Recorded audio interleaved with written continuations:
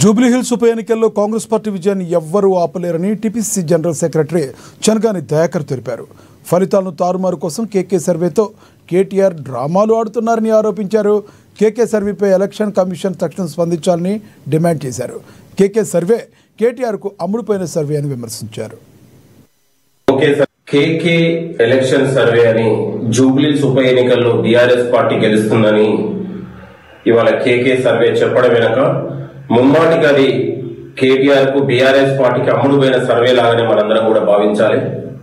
జూబ్లీహిల్స్ ప్రజలు ఇలాంటి కేకే సర్వేలు బోకే సర్వేలను ఈ బోగస్ సర్వేలను జూబ్లీహిల్స్ ప్రజలు నమ్మరని, జూబ్లీహిల్స్ ప్రజలు కాంగ్రెస్ పార్టీకి అభివృద్ధికి ఓటు వేస్తున్నారని, ఇలాంటి అమ్ముడుపోయిన సర్వేలు ప్రజల మధ్యన విద్వేషాలు సృష్టించి ఫలితాలను తప్పుదారి పట్టించాలనే ఆలోచనతో కుట్రదారులు బీఆర్ఎస్ పార్టీ కేటీఆర్ ఆడిస్తున్నటువంటి డ్రామాగా మనం చూడాలని కూడా మీ అందరికి కోరుతా ఉన్నాం.